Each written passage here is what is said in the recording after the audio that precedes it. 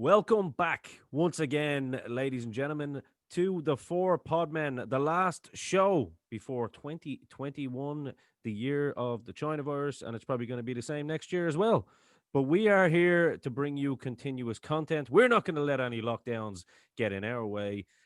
And speaking of getting in our way, we would like to introduce you to the man that's either on the left, the right, or the center, whichever way he is coming to you on your screens at home on YouTube. The Beef, Mr. Joe Duignan. We would like to welcome him as the brand new member of the Four Podmen. Welcome to the show, Joe. Thanks for having me, pal. Good to be here. Hopefully, I can add a little bit to the dynamic. We'll see how it goes. Anyway, thanks for having me. Well, you've chosen today's show, so you'll most definitely have to sink or swim today. We're going to put you on every heat spot that we possibly can. That is my plan as the host. As I say, I run lone. I don't do hot tags, so this is exactly what my plan is today. Before we do continue on, we'd like to thank Carl. Carl is going to be concentrating, obviously, on his own show, which is King Rose Court, also on the Dynamo Podcast Network, which today's show is brought to you exclusively by. So go and check out Carl's podcast there. And I'm sure we may see Carl or many other people on this show once again in the future. That's inevitable. But on to today's show. First and foremost, of course, part of the furniture right now, the OGs, Mr. DJ Kennedy, and of course the shopkeeper Niall Hogan. How are you, boys? Fuck yeah. All good. Fuck yeah. Oh, good. Yeah. So we've a fourth podman here. He's brought his own. He's brought something very, if you could say, modern to our show today. He's made us go back in time to watch an old Royal Rumble, considering we are coming into Royal Rumble season. But before that, Niall, you wanted to have a few words as well on another tragic passing that happened this week within the world of professional wrestling.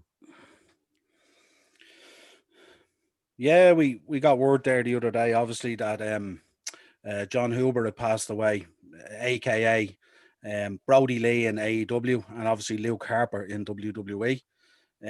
Obviously very tragic, leaving a wife and son behind at a very young age, 41 years of age, I think, when he passed. I'd say he was a man who was sort of ready to set the wrestling world alight with some of the stuff he was doing in AEW. Certainly was one of the more interesting things happening there at the time with the storyline. So very sad to hear him gone. But I got a little bit fired on Raw last night with the in-memory shot. And I woke up to a lot of internet wrestling keyboard warrior fans talking about how it wasn't enough.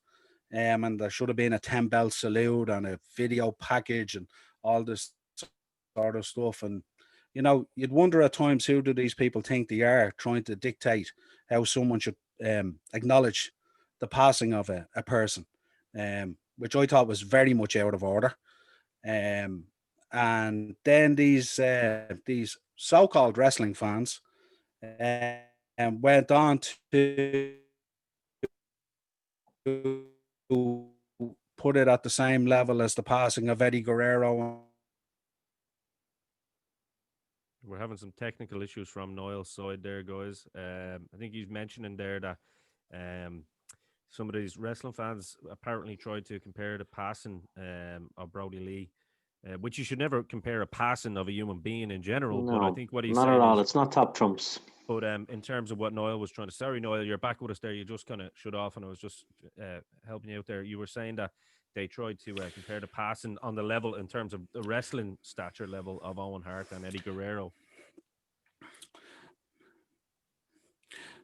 Yeah, well, I think, can you hear me there now? Is everything good? Yeah, you're back. Yeah, you're all good. Yeah, cool. Yeah. No, I was really saying, just to add to what you said there, really, that you should never make a comparable with a passing. All passings are very tragic. But certainly if you look at the Owen Hart tragedy and the way in which he passed away, for me, would seem in the business, in terms of the business, probably the most tragic.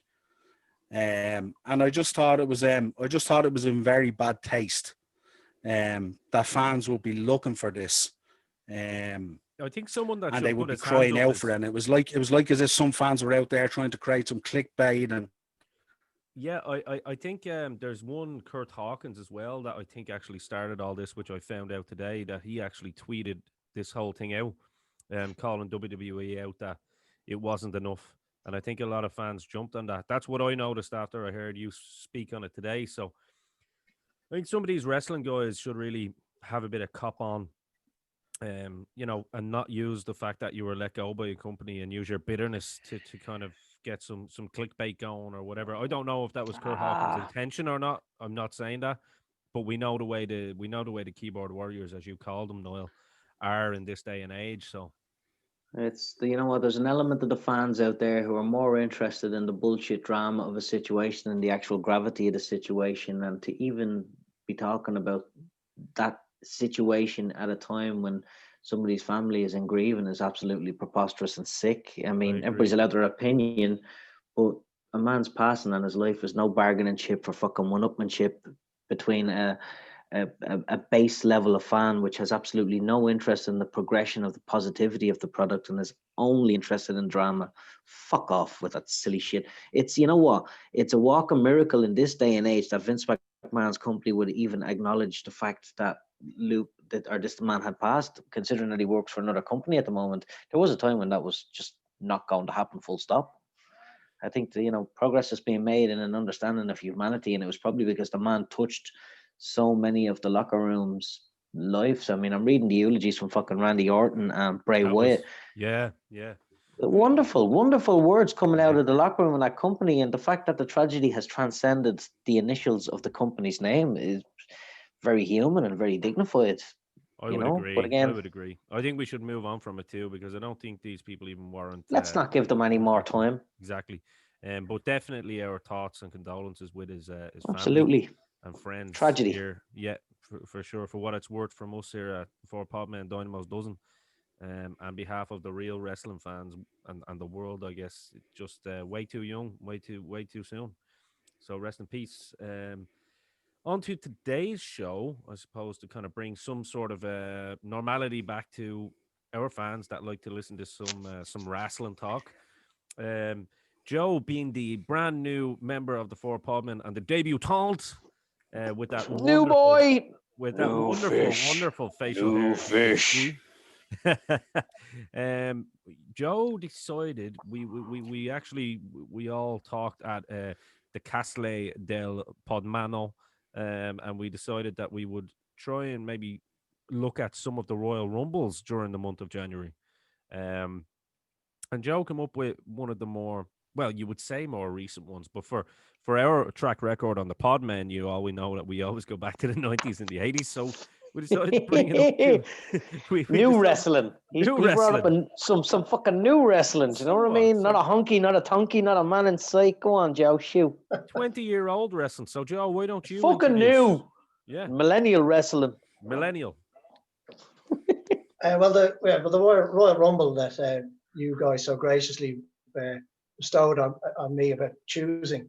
So I chose Royal Rumble 2000, and the reason I think that popped into my head first was because pretty sure it's the first pay-per-view I got to watch live because it was on Channel 4. Whereas all the others, was tape swapping and all that kind of crack to catch them, you know what I mean? So that was the first one that popped into my head because I'm pretty sure it was the first one I saw live. So that's why fair. I picked it anyway. That's fair. That's a good reason. Well, we all done a deep dive into this, and we all watched the event in full. Some of us probably more than others. I actually watched it twice just because for some reason, new year, new me. I decided to go, even though it's not the new year yet, but the last one's over anyway. Swah. So, so yeah, we went in. So I suppose we should we because we all seen this event, and like there's not a whole lot of actual matches per se on it, obviously including the Rumble match itself. I suppose we should deep dive into the event match by match. And the first match is obviously a barn burner, and it's the longest match on the card. No, it's not.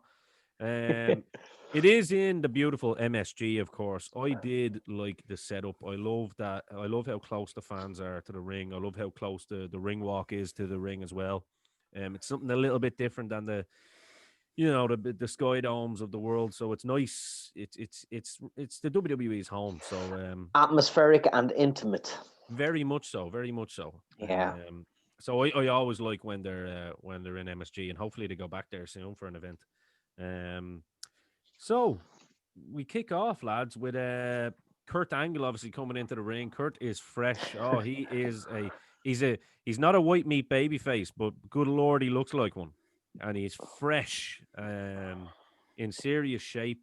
You know, he's got the medals on, and he's just coming out cutting a promo and just doing only as Kurt could do at that time. I mean, talk about a freshman that just comes in and gets it. Yeah, Joe? that was what struck. Joe. Shoot, Joe. It's your podcast. Yeah, Shoot, look- you shoot. Yeah, they just, as you said, he came in and he knew exactly what to do. He was just an absolute natural, and the way he carried himself, the way he spoke on the mic, just everything about him was just, he, as you said, Ian yourself, he absolutely got it from day one. Just phenomenal, unreal. And he trained, came out, of course. he talked his usual crap, and Yeah, trained, of course, by one of your Oh, but- mentors. yeah, Dory Funk, yeah. Who Yeah. I did some training with Dory. Was very lucky to do it. But anyway, getting away from that, just back to Kurt Angle there. Just came out and just talked, did his thing, did exactly what he's supposed to do. Riled up the crowd, talked shite, ran down the town, and got everyone ready for the debuting Taz. Yeah, and that was kind of like, I suppose at the time, I was kind of still in a bit of a WCW buzz, but at the time, some people knew, some people didn't know that it was going to be Taz debuting. I suppose when you look around the crowd, you could see a lot of people had Taz signs, so obviously the dirt sheets were kind of clued into Well, who there were was going to be. there were big chants for him too, as well. Yeah. So Yeah, you could hear that. majority of people knew who it was, So Niall, you actually, I know you in ECW, you were a bit of a Taz mark. No, not at all. No, I thought Kurt Angle looked ridiculously in great shape. And I forgot how ridiculous his hair looked when he had hair, because we're so used to him with no hair. But it was kind of just a kind of a weird throwaway opening match. You could have nearly called it a dark match, except Taz was the kind of the hometown hero, if you like, you know what I mean? And it kind of suited Taz more than it did Kurt, really, because when you talk about that intimate entrance way, you really got that ECW vibe off it, you know what I mean? So Yeah, very much so. And two doors made out of corrugated steel and a few pallets and a few bricks thrown there, and someone who a bit of roads. Someone who had obviously ingested a lot of mushroom soup before they started doing graffiti or something like that, you know what I mean? So it was a bit sort of like thrown together, if you like, you know what I mean? Yeah, So, I mean, if there had been any insulation behind any of those walls, pay-per-view could have got really dangerous, let's be real. But we move on. I mean, obviously it's a bit of a suplex match going in here, you know what I mean? And you see, one thing that I noted down from here was that when Taz goes for a belly to back kind of suplex and they get it wrong the first time, and Angle goes for the backflip and we do it again and nails it, like, it just shows how athletic Angle was. And like Taz is throwing Angle around with the suplex, and because he's a much shorter man, he likes to say he's 5'9", but come on, 5'6", let's be real.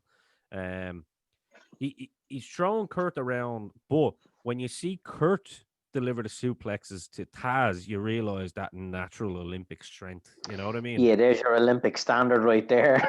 Yeah, you know what I mean. It's that. Sorry, just sticking with that belly to back suplex. Apparently, if you do watch it, like when they do get it right, Angle's head actually does touch the mat. Yeah, and apparently Vinnie Mac went insane backstage and thought Taz was dangerous, and Oh, yeah. apparently that's what stopped his push. Well, I There's mean, You can understand it, like, there's you'd one have mess to up on his debut. Olympic Pardon? broken neck, you know what I mean? You can kind of understand Vinnie Mac freaking out with his fucking golden goose. Oh yeah, look, yeah, as I said, I don't know how true any of it is. I did hear that though, that apparently that's what scuppered Taz's push was one botch on his debut. And that I was wouldn't it. be So, surprised with that. That was an age-old kind of thing in certain quarters in pro wrestling, and you'll know this, Joe, as well, that smaller men shouldn't have been doing big man moves on bigger guys, regardless of, you know, whether their quads were the size of islands. You know what I mean?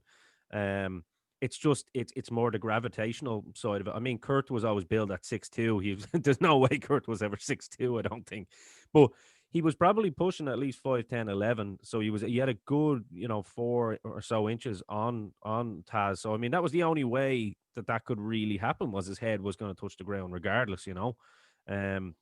But yeah, I mean, I suppose it's a good debut for Taz. I mean, if you probably throw yourself back in time, you think Taz is coming in and getting a big push. We know history has told us that wasn't the case. You know, he's obviously around the company and made his mark as a. He was never going to really get that push, was he? We know what No. happens to people who come in from other companies. If you can't eat shit for 2 years out of WWE trough, you're never getting over in 10 years' time.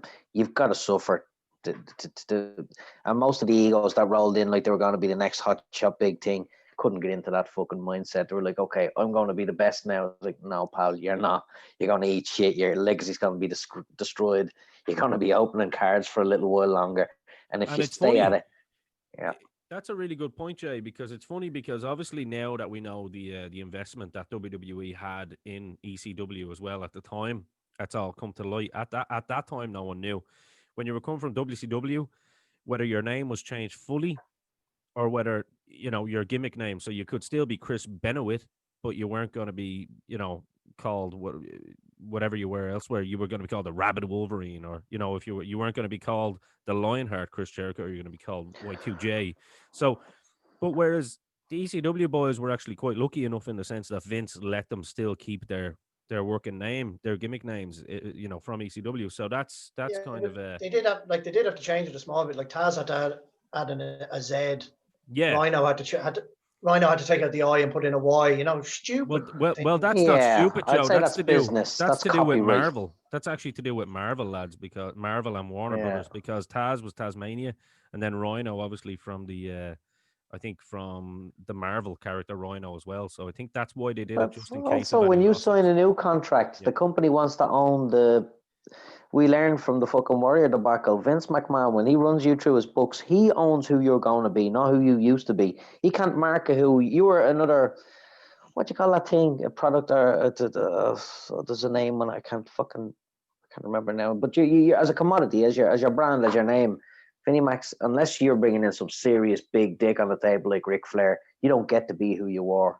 They throw delousing powder on you, give you a new name, Very true. Scrap your history and say, right, now lose for 3 years and show me what you can do after a little humble pie. Very true. Very true. Unless you're, as you said, unless you're Ric Flair, or more recently AJ Styles, he got away with being pretty big straight off the bat. Like, but you've got to bring a big dick. They're few and far between. Dick. Yeah, the Harley Race of this world, the people who you don't say, I need you to be Rodney Race. You need me to be what now? You know, there's certain big dicks in this town. You don't, even Vince McMahon knows, listen, he's rolling in with a product. We don't rebrand them and start them off from square one again. Well, moving along, I think we've actually spent more time on this match than the match actually, you know, was in existence for. It obviously ends with Taz knocking Angle out with the Taz mission. You know, he has to be brought back on a stretcher. You know, later on we get to see Angle kind of think that he's won, just making sure he didn't lose. And then we get on. He said that the choke was illegal, so his streak isn't over. Isn't that it? Yeah, Something like exactly. That. Yeah. Super sell. Perfect heel work. Yeah, only doesn't care about what happened in the ring, just the fact that there's no 0 on his on his record. Yeah.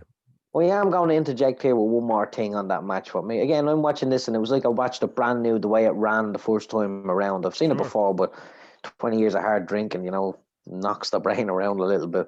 But have you ever seen anybody? We throw around how bad green wrestlers are after 2 or 3 or 5 or 10 years, men who don't get it. Have you ever seen anybody take what's so fucking naturally as Kurt Like he's a gift. He's an absolute fucking treasure. Yeah. Yeah. You know, Oh, I'd agree. I'd agree. like what was he in the company 2 years? Not even. Not even 2 years. No, I Like think talk he was. about walked in. He walked in a finished fucking product. Do you know what I mean? No, he was Anyway, within forgive his me. first. He was within his first 8 months or something, I believe, at that time, in and around. Okay, wow. Give or take, yeah. So he wasn't even there a year. Um, and then we move on to the shopkeeper's favorite match of the show. So why don't you bring this in? Noel, the shopkeeper Hogan, was obviously a fan of baggy jeans and ripped off tops and interracial brothers and all this kind of stuff. So Highly charged sexuality. yeah. Noel believed that Devon and Bubba were actually related, really legit. Like so, it's. No, sure, yeah.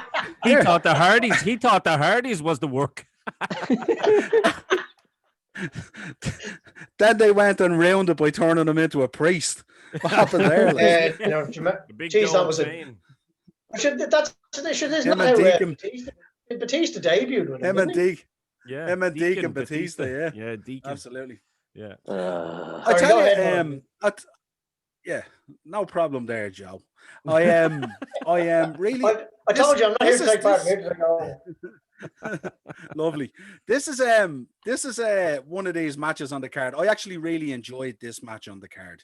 For me, this was a match that had all the time that it needed, had all the structure that it needed, was really well put together. And I thought the Dudleys did an outstanding job with the Hardy Boys. And remember, this was the sort of like the line out that laid the carpet for those fantastic like ladder matches and TLC matches that we remember at the WrestleManias. Great But I analogy, really by the enjoyed way. this one. Both teams came across really well in this. The match wasn't rushed. They got all the time that they needed. And of course, Jeff obviously advertising his wares with the dives and stuff like that and everything else.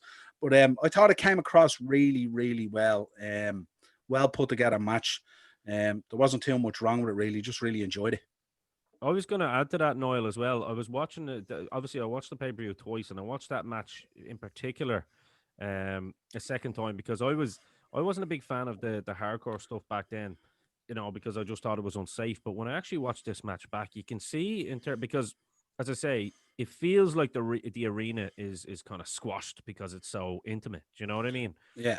Yeah. And it felt like the guardrails, there wasn't enough space between the ring and the guardrails and all that kind of thing. So that's almost like a sleight of hand trick when a pay-per-view or a show is in the guard or in Madison Square Garden. Sorry. I think when I watch them, even when you're close to the step or they're close to stepping on each other, their actual positioning, whether it be in the ring, outside of the ring, is just absolutely spot on. And it was actually safe as houses, every bump they done. For example, there's one in particular where I was like, oh shit, when they had the two ring steps and they had the tables on side of the ring steps in the ring, and literally the boys, the Dudley boys' timing and just placement was perfect because there was no room for error there. Otherwise, it's a ripped liver for young Matt Hardy. I was thinking the same, that I thought they should have turned the steps the other way out. Yeah. You know what I mean? Like, because I saw that and I went, geez, there's not much room there. But as you said, he plonked them like right smack bang where he needed to be. The other thing Go ahead. That scared the crap out of me was the unprotected headshots. It's been so long since. Oh, yeah. Jesus Christ. Only because of what we know now. Yes, Yeah. 2006 happened. Well, when we get onto the Triple H McFoley match, then we'll talk about unprotected headshots because that was just criminal. There was one in particular in that match. I don't know if you guys noticed it, but Matt Hardy was down on all fours. I think it was Bubba Ray took one and he smacked him in the back of the head with it. You see, brutal, it's funny because the reason they used to kind of go towards the back of the head a lot of times rather than the front of the head is because they would try and have the top part of the chair impact the shoulder blades more so than the back of the head. Do you know what I mean? So that the shoulder. But this was I know, but that's what I'm saying. So many of these chair shots actually just landed full blunt on the weakest part of the cranium. But no, as far as this match itself, I thought it was like the only. Sorry.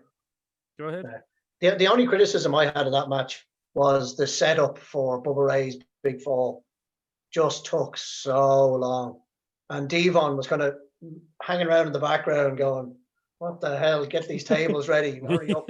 You know, it did. It's the only criticism I had was just, other than that match was brilliant. That was Bubba Ray questioning his existence. He was half thinking about it. Yeah, should I or should I There not? was Yeah. some poor fella, he had to recruit some fella to help him put the I've tables seen up. that. Yeah, one of It the was taking security so guards long. hanging around in the Yeah. back. Yeah. Just Yeah. and Because it was just taking so long, I think. It was just there. Help me out. I have to say as well, lads, the camera work on Jeff Hardy's dive was outstanding because they made it look like he had leapt off the Empire State Building or something like that. The was way they followed amazing. him right down, it was amazing. fantastic.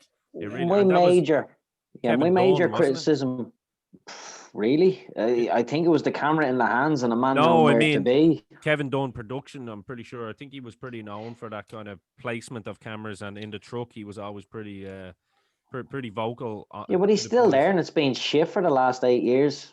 Very One of my true. main critiques of current wrestling is the cameraman never knows where to be. I drill the cameraman Vince is in harder than I charge of drill the cameras now workers. too. Vince is in charge of Jesus. cameras also. But it is, they're always in the wrong place at the wrong fucking time. Half of the I product agree. currently right now is having a camera crew. Your live camera crew should be drilled harder than your workers. Your workers know how to work if they're getting the big money, if they're earning the big money to be on cars. But the fluidity of the camera work in the first 2 matches, and indeed the whole event, really, it captures the essence of the work. You're like, oh, how does he always in a dangerous place at the right time and not giving away the particular work or the situation? It was, again, the fluidity of the Hardys working with the Dudley boys. The flow in the match was beautiful, but it would have been garbage if your cameraman hadn't known, where not to be. Like, That's I two don't- great like- points. Yeah. Two great points by the shopkeeper and DJ there actually on the camera work. Yeah. yeah, Just no, it speaking was about- excellent. Just there on Jay's fluidity of it. That bit where Devon, it was pretty near the start, when Devon was putting a table on the outside, rolled off it and Matt jumped on it, then landed on the other one as if he was tired, and then Jeff came over the top and he rolled out of the way again. That was, Yeah. the cameras caught all of that. Whereas today, Yeah. they would have missed that second one. Absolutely would have missed the second one. Could Yeah, have missed and the being in first the one, wrong they definitely would have place. missed that second one. Yeah. Yeah. They definitely would have missed that second one nowadays.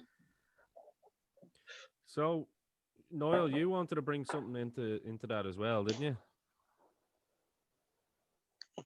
No, I think it was just like the boys said. It was just I just thought it was a really enjoyable match to go back and look at, and especially after following on from the first match, which was kind of okay but kind of weird. So it kind of, yourself when you look at these older pay-per-views that only have maybe 5, 6, 7 matches on them.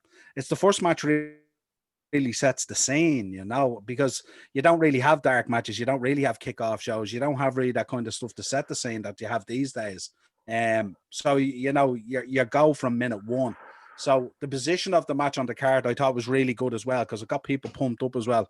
And obviously the Dudley boys being ECW guys and stuff like that, they were given that Taz bump, that hometown hero type thing as well, and I just thought it worked really well, Yeah, no, I thought it was a really good match, and obviously mentioning the last. I know you can come in there after this one, Jay, but just to give people the finito, of course, it is the Hardy boys that do go over the Dudleys with that amazing Empire State jump from young Jeff Hardy. Yeah, it was another thing that kind of surprised me with this is when you often you think back on the fluidity of the work of the Hardys. You think of the Devons and Bubba Rays of the world as being clunky big men, smash them up. They were great foil partners. The match and the chemistry and the ability between both tag teams, like Bubba Ray and Devon, really don't get the credit they deserve. But they do, but they don't. They always thought of as kind of old ECW style fucking garbage match wrestlers. But Jesus Christ, man, without them, that match wouldn't have been half of what it was, which There's is the way it should be with tag. There's two people I'm going to praise in particular for their selling on this pay-per-view tonight as well, and Devon Dudley is one of them. That whole standing kind of with his legs kind of spread wide and kind of looking almost like he's surfing, but the head, like there's nothing in the eyes. Even when he comes up off the boards, when the camera goes back to him, he's just his facial work and his selling is just outstanding. And I think that's Yeah. probably something that doesn't get pointed out enough, actually.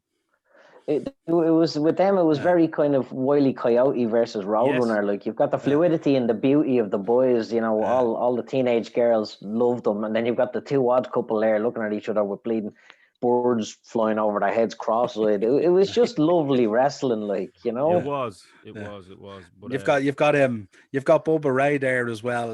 The man who created a spot of not taking a back bump off a shot, like, and he just stand there going. And every time he kind of wiggled, he drew the crowd in even more and more and more because they were expecting him to go down, but he never went down. It was brilliant. Yeah, it was like a Keem on crack. But we move on to match number 3, and we have a little segment in the back where Jericho is asking China to put his belt on him because obviously nobody knows who the undisputed Intercontinental Champion is, and we mentioned Jericho before, obviously, in China on the Chris Jericho episode, which will be coming soon, of course, on podcast. And it's one of those. It's just one of those dynamics that really work. Jericho always worked really well with the girls and backstage segments. You know what I mean? Because he'd be that kind of cheeky chauvinist, and he'd always be along the line, just to really piss people off. But at the same time, he was one of those guys that the girls all loved because he had the bleach blonde hair, and also they wanted to hate him, but they couldn't hate him because he was so funny and good looking or whatever the hell it was back then. And we see how youthful Jericho is back then, of course. And the match sorry, before you go on there, if you don't mind me cutting in there. I do, but go ahead.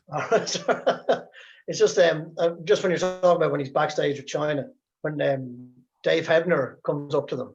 Yeah. I don't know if anyone noticed that he called him Earl. He called him Earl, corrected himself. Yeah. I laughed heartily at that. Yeah, I thought that was hilarious. that was an inside. And I doubt he did that by accident. Oh no, that was an inside job. That was totally planned. Oh, that was a rib. Jericho definitely planned that for sure. Yeah, I thought that was hilarious. Sorry, go ahead. No, it's a good show actually. It's a good point because if people go back and probably watch this pay-per-view, a lot of people do when they listen to these shows, they go back and watch them and they kind of they're actively seeking what we've mentioned. So it's a good thing to point out little nuances like that. So the match is, of course, triple threat match for the undisputed Intercontinental Championship, the least good-looking belt. Not as ugly as the latest one, but it's not far behind. Disagree. No, and I actually like that belt. Which one? Yeah, it's beautiful. The new one. That oval one. Well, we know Jay is talking shit now. We know Jay. No, he's not talking shit. You know what? I dropped that oval one into a WCW bin. That's what I do with that thing. It's hideous. The new one is beautiful. Okay, so we're moving along from that comment. So the New Age Outlaws versus the Acolytes, yeah? Yeah, we'll just leave that match parked. So we go in, obviously, Jericho. I assume we're not going to talk about the Miss Rumble thing, are we?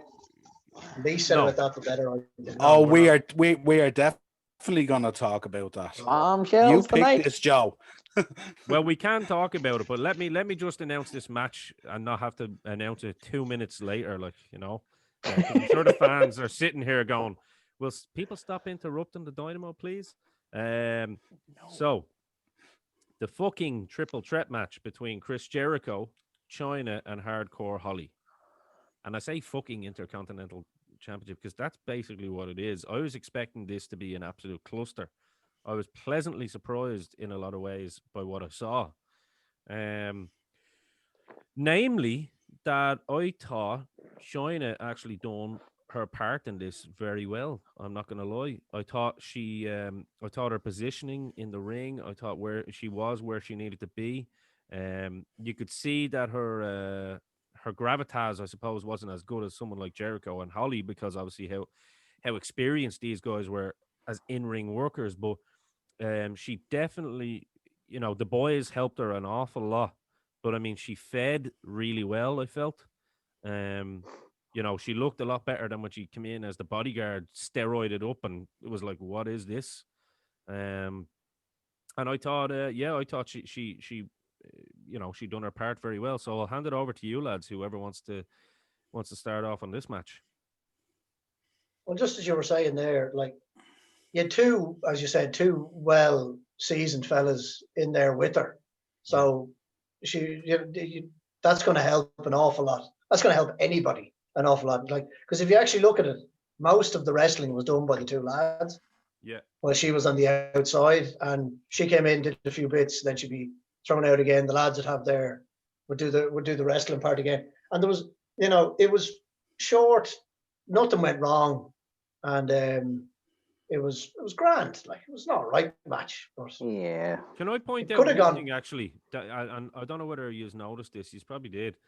When Jericho obviously got the win with the lion salt, you obviously learned from his time with Mr. Perfect, Kurt Hennig, saving his life in those times. But did you notice China, that was her one fault. She positioned herself pretty far away. She wasn't in the Yeah. center of the ring. And Jericho actually notices that in midair and almost takes like a handstand into a push-up position and pushes himself back out further so he doesn't come down with his knees on top of her. 10 out of 10 Jericho for that. That was actually something I thought that was really safe working, and something that is a split-second thought that could have ended it a lot harsher.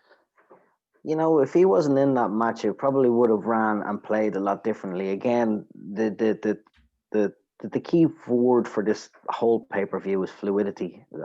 Jericho is an amazing dance partner. He's very generous in the sense that he almost reminds me of the way Macho Man was meticulous in his matches, to the point where he made sure not to overly outshine his opponents, because he knew if they offered up a little quality resistance, it made his light that little bit brighter, if you know what you're looking at. And he was just tremendous. Again, you couldn't pick a better dance partner. There's not 1 second of Chris Jericho on film wasted, from little things like just the push, the shrug, the face, the look, down to his work, his you know, ringmanship, is the quality of athleticism. It's just, he's on every second. He doesn't get lax. He doesn't get idle. He knows where he is at all times, and he makes sure that the whole product is quality, as opposed to him coming out looking the best of everybody. He's just consummate professional. I'm sure even his entrances and his exits are all full of drama, and you know, everything. Not one wasted second. And Noel, you know well what Hardcore Holly is like as well. Seeing Hardcore Holly, you know, he's known to take liberties when he wants to. You see the respect he has for someone like Jericho, because he hits him with a couple of stiff shots, and you see that Winnipegger lay some stiff shots back in on him as well. And you just see the work is so stiff but so good to watch. And Holly was as safe as houses with China in there as well. So it was a nice triple threat match. I thought it wasn't, you know, the most amazing triple threat match I've ever seen, but as far as how clusterfuck triple threat matches go, and it told its story. I've been in a few and they're fucking horrible. I'm not gonna lie, they're actually horrible. But I thought that story was told. I thought the three of them done a very good job in under 8 minutes. Told a story. It was to the point, and like Jay said, it was a fluid match, just like the rest of the card. And we move on. And I suppose we are going to talk about the King and doing a bikini contest here, because I know Noel wants to talk about this. We see a lot of saddlebags in this, and some very fresh looking young ladies, if we can say that in 2020. Yes, we can, because this is not a podcast for the snowflake. If you are privy to getting snowflakes on your head and you don't like it, then this is not the podcast from you, okay? Now, bikini contest. Let me get in. Where do I begin with this? You know what I mean? Like, all right, that's enough. Yeah, we're moving on. Do you know, through the whole of that segment, I actually just got focused. If you're going back and you're going to rewatch it, anyone listening to this, don't even look at the women in the ring. Just look at Jerry Lawler. He had the best arse out of a lot of them, didn't he? But like the jumping up and down, he was nearly pogoing on his flute nearly. You know what I mean? It was ridiculous. Creepy he was, yeah. It was just unbelievable, to the point where I thought he was going to pass out. His face was as I don't know. I think, do you know, if Tenacious D's cock push-ups that they talk about were actually a thing and could really work, then I'm pretty sure that the King Lawler Oh, would they're a have been, thing and they work. yeah. I just, I think I Lawler could have done it. I just didn't understand the whole meaning or process of this segment, except for Jerry Lawler to get an L cheap hard on. Like I just there was no purpose to it at all. Like we know we went through the attitude era and we went through all these periods where, you know, there's a certain aspect to it where, you know, they're now women's wrestling, of course, but when they were divas and we gravy bowl matches and all this kind of Playboy bunny matches and all this kind of thing. But this segment just stank. It did. It Well, killed I skipped the it. I pay-per-view. skipped it. Was it not to prove the point that Vince was trying to show, maybe that Jerry Lawler liked young women rather than older women? You know, no, it was just a vehicle for how crass a human Jerry Lawler is. And I could have bore it if there was anybody else in the ring comping it or hosting it. I could have tolerated it, but I can't stand that fucking man. And I just, after about a minute and a half of him, like, I'm going to the next match. I'm here to watch wrestling. I don't know what this fucking shit is. It got Mae Young over anyway. But the whole thing was just like, you know, like at what point do you sit around a creative table for one of your big four pay-per-views of the year and say, we're going to roll out Mae Young and she's going to go topless in the middle of a ring in MSG on one of your big four pay-per-views. And when she took off the top, my God, it was like lava. It was like lava just flowing off her body.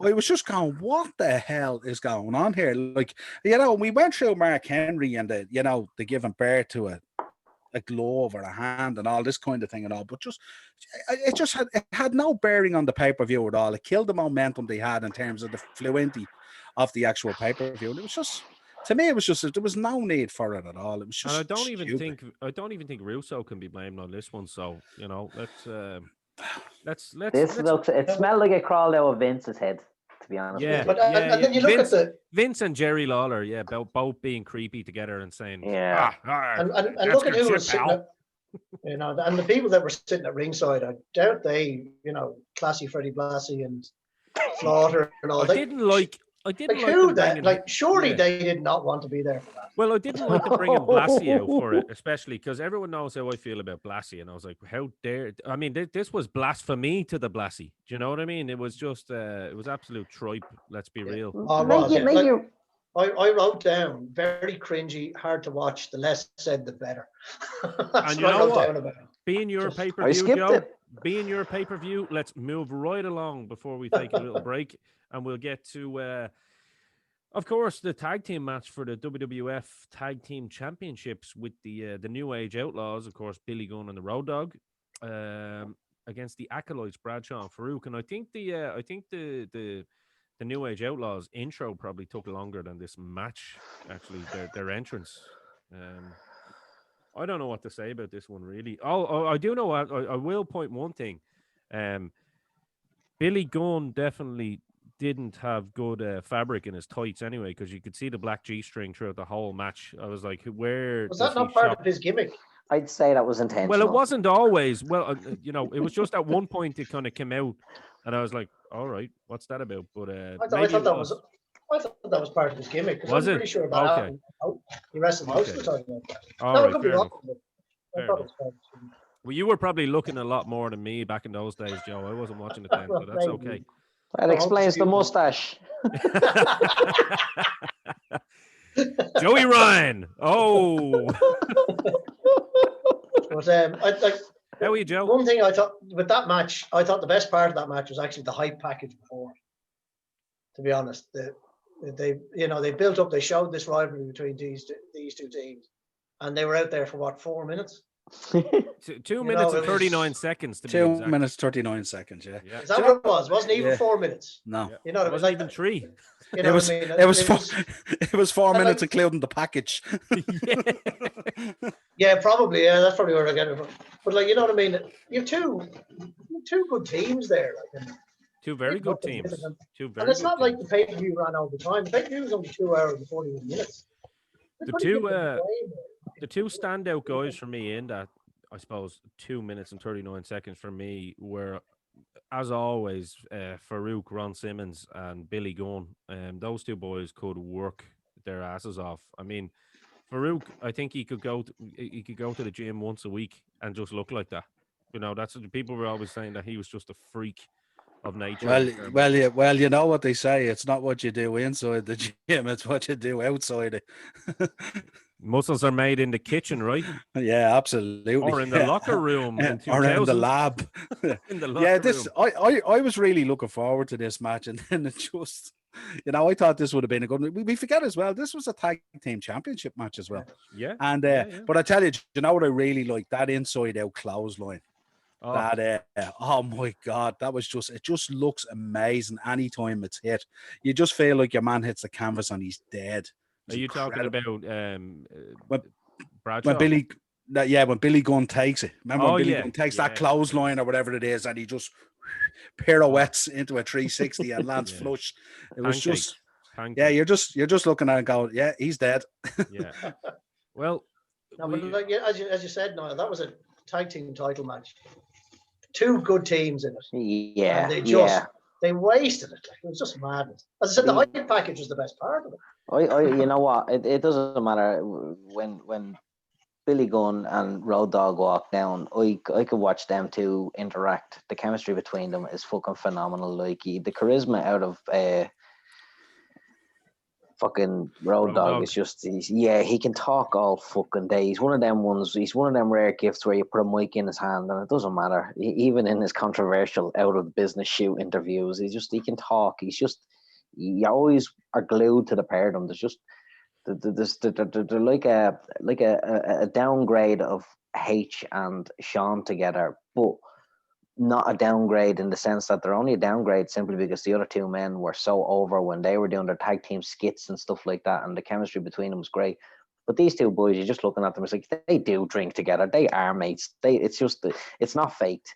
And then on the other side of the ring in that match, you've got APA. They're like, how they present themselves as a tag team is a hark back and a throwback to even another incarnation of a Doom and even Legion of Doom. They're just big powerhouse men who have a fluidity and a dexterity which transcends their size as physical specimens. Yeah, there was just a lot of charisma. As well, like the Blackjacks, that's that hard jaw kind of fucking Texas team, clotheslines to Christmas, Do you know what I really thought about the match though? I was thinking these four boys probably rocked up to the gorilla position all ready to go, pumped up. And someone said, and you got Road Dogg there with the mic, he's pumped up, ready to go. And the next thing someone turns around and goes, right lads, you got 3 minutes. What? And I could just imagine Farouk turning around to Road Dogg and go, well, you can pull that fucking mic away. I'd say, wind it up, pretty boy. Keep it short. By the time Billy Gunn said we've got 2 words for you, Farouk and JBL were nearly in the ring. Here's my hunch. H was in the locker room and said, right, I need my 2 boys to have the belts on them. So, Steph, can you just go and talk to your dad there and tell them to just get them out of there as quick as possible and just get the belts on them so that we have all the belts in the X, please. Tell the actual pro wrestlers that the Mae Young segment went over by about 68 minutes. Yeah. So, and H was like, listen, I don't want this one on me, Steph, because to be honest with you, I don't really want to go up to Farouk and Bradshaw. So, listen, baby, you know I love you. So can you just go up and talk to Pops and just... You can imagine the 2 boys walking by Hunter at the gorilla position going, what the fuck? Yeah. Nothing to do with me. They wanted to give us 26 minutes. It's not my fault. I swear to God, I had nothing to do with it. That's Hunter in the corridor again. Yeah. I don't know. I swear to God, I didn't do it. Massive wasted opportunity though for him. But for the tag titles, like as I said, nowhere near running over time the event, and just look. I need to stop talking. I'm getting annoyed now. Well, it is what it is. The match ends, of course. That is exactly what happens. Hunter's boys get the belt and skedaddle. Yeah, X-Pac comes quicker out than a screw job. X-Pac came out through a couple of digs, and that was it. X-Pac came out, like a headless chicken, and like as he does. And no offense to him, I like him working, but he just moves a million miles an hour. It's like, all right, that talcum powder is really doing something to you, brother. Just saying. I don't know if I'm JBL or Farouk if I sell for that spinning kick. I would have just beat the piss out of him.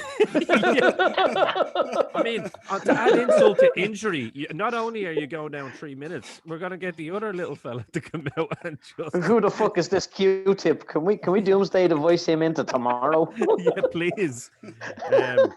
So we move on, of course, to what we consider, well, in I suppose the semi-main event, if we could call it, because it is for the WWF Championship. So it's a main event, and it is, of course, the street fight, infamous street fight with Triple H and Cactus Jack. And I think the video package that they put together for this match to build this match up really, really got my interest. And Jay, I want to hand this one over to you, actually, because I know you're in the same situation as me. I didn't watch that pay-per-view live back in the day. I did see it back in the day. I think, like you, we've probably seen most pay-per-views at some point. But for us, it just... Yeah, but for us, for you and me, I know that we're on the same page with this, more than even the shopkeeper or the beef. For us, this was one where we had to sit down and do our homework and do our studying. Would you agree that video package really pumped me up like I was watching the match for the first time? Yeah. Again, when you're looking back at two men after the fact, and we know their history, and we know their legacy, and we know they're bona fide legends, 100%.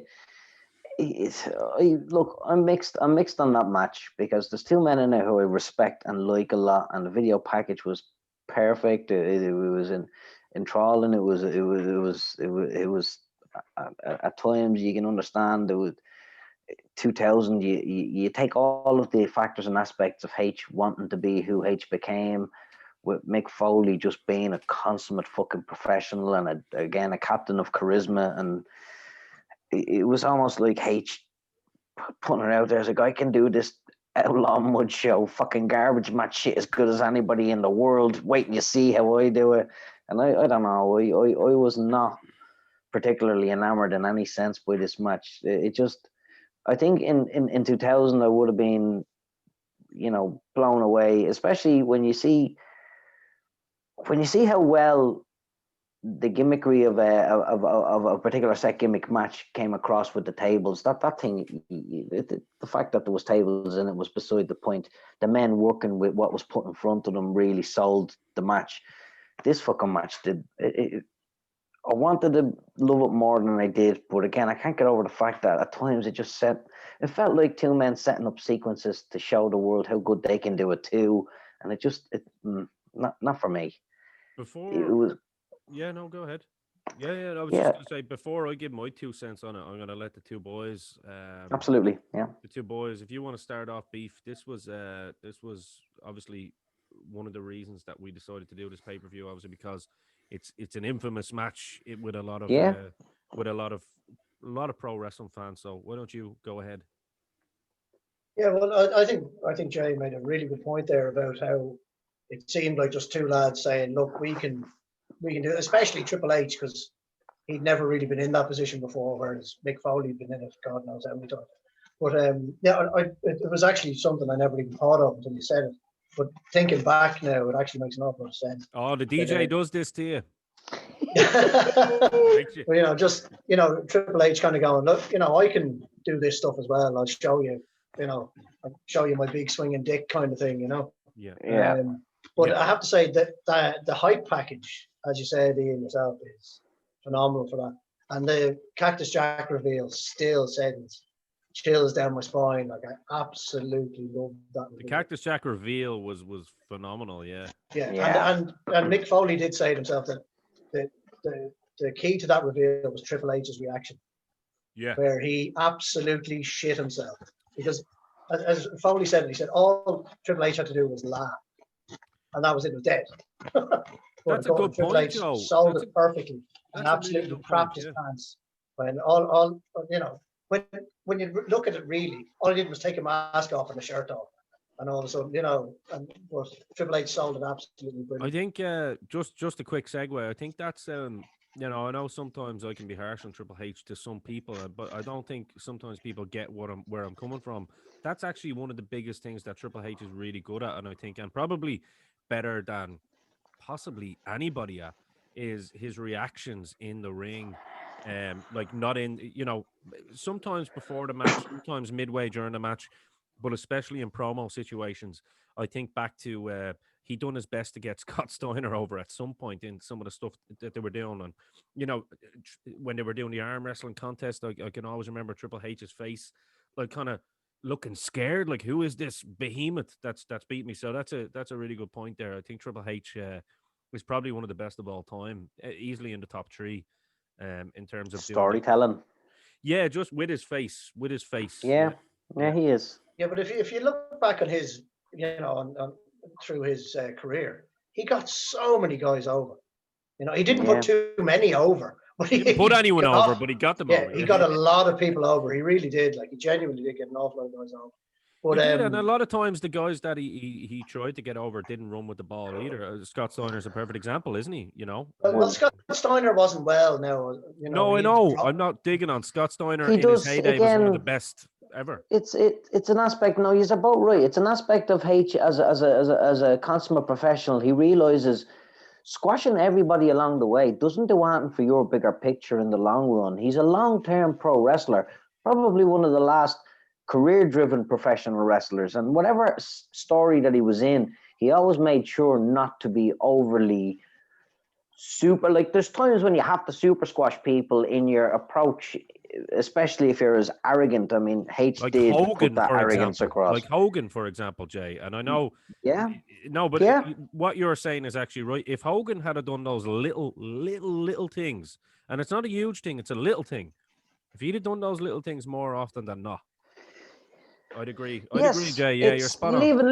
Leaving your opponent with a career behind you means that you can run in head to head with him further down the pike whenever he's gone off to do another story with somebody else. And it's not the like, oh, well, you were completely obliterated in my wake. Why am I wrestling you again? H always had this.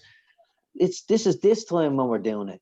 But I need you to have the validity for the next time, just in case the company and the bigger picture needs you to be somebody next time. Whereas Hogan was like, next. And that's not progressive storytelling. That's ending every rivalry with a full stop, And H never did that. H always left something of somebody to run with underneath him, below him in their program, not necessarily below him on the card. To let that man go up against somebody else, still a big name, is like, you took me to the edge and I'm better for it. But you're also better for taking me that far in the career. So now you go off and wrestle 10 people for 10 years and you still have a name to bring to the table.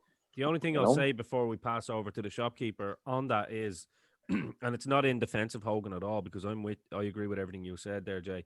It's more in defense of the times. These were times where, workers had a guaranteed 2-3 year contract. Back in the day when they were bringing guys in for Hogan, they were bringing them in from territories for like 2-3 shot deals. And it was different type of contract and negotiations as well. So I'm not saying Hogan is completely scot-free in that, but you understand that point that I'm making, that they were a lot of the guys like Bundy's were brought in for like, a 6-shot deal, and that was it. Whereas H was going, right, these are on fucking 3-year contracts. Let's try and get as much out of these 3 years as we possibly can. So really good points. But Niall, I know you're a big Triple H fan, and you're obviously a big Mick Foley fan as well. So I'm sure this is a match at the time you were watching live, and one that you were very much looking forward to. Yeah, it's kind of weird you say that. I was a huge Triple H fan. I wasn't as big a Mick Foley fan because fucking lawyer. No, I'm not. I'm not. But being truthful about it, because I was never a huge fan of the hardcore stuff and things like that. You know what I mean? I always thought some of it had its place within a match, and that was fine. But not like a whole match. Well, you're from the NWA school, yeah. So you know what I mean? Yeah, so yeah. But I also, that point that you brought up about Triple H, where he has those little sort of nuances and stuff like that. That died a death the day he shaved his head. The day he shaved his head, a lot of that went away. Because if you notice a lot the day of he became corporate. Yeah, but the day he shaved his head, because if you think about it, if you go back and look at these little nuances and the way he gets these things over into shock value, it's always a head shake and hair going everywhere to create that shock value. Very true. it's like when they used to whip him into the corner and you'd be punching him and the head would be going everywhere with the hair and stuff like that. It didn't feel the same when he had the head shaved. It's the day I for didn't the come back. office. That's why I didn't come back to wrestling either. People Yeah. said, "No, your hair made you, kid." But Boy, the thing I find about this as well is I thought that the level of brutality in this match, I thought was at a different level for its time. And I thought what it actually did was it kind of killed the Rumble a little bit. And it probably should have been the main event to set the scene a little better, even though it's the Royal Rumble pay-per-view. I just thought when we get onto the Royal Rumble match here, we'll talk about it. But like for 50% of it, it was so flat because H and Foley obviously had brought this match to such a level of brutality that then you go into, a Royal Rumble match. It's hard to get up for that again. And especially you're in MSG as well. You're in a New York crowd. They're a tough crowd as well. They know their stuff, big sporting city. You know what I mean? They've no problem shitting on things when they want to. You know what I mean? And I just thought the position of both matches, I thought could have been switched, and it could have been put together like a co-main event or something like that. They could have marketed a bit better to get it across, and still maintain that sort of Royal Rumble feel to it. But that's the only thing I felt about it. In terms of the match, I really enjoyed the match. I thought, as you said, it was two boys that were getting in their stuff, and it was great to see Foley actually challenging Triple H to come into that kind of hardcore area and present himself in there. And in fairness to Hunter, he stood up pretty well to it as well, because when you talk about hardcore, we talk about Mick Foley, we talk about Cactus Jack. I mean, that's the epitome. I talk about Sabu. I'm sorry, but oh yeah, well, you've Sabu as well, and Terry Funk and all these other ones. I'm only shit. I'm only that's car crash. This was car race. Yeah. This different. This was hardcore that told a story. Yes, very much so. Yeah. But I kind of. It was one of the matches. Obviously, it's the match that stands out in the card when you look at the rest of the card. But I really enjoyed it. I thought it got the time that it needed. I thought, as you said, it was kind of calculated in the back and forth that, both guys had obviously agreed to get all their stuff in. I was impressed with H as well, because if you look at the start of the match, when he hits the pallet, he slices open his calf, legit. And I thought he stuck with it pretty well and stuff like that. And he actually sold it well as well.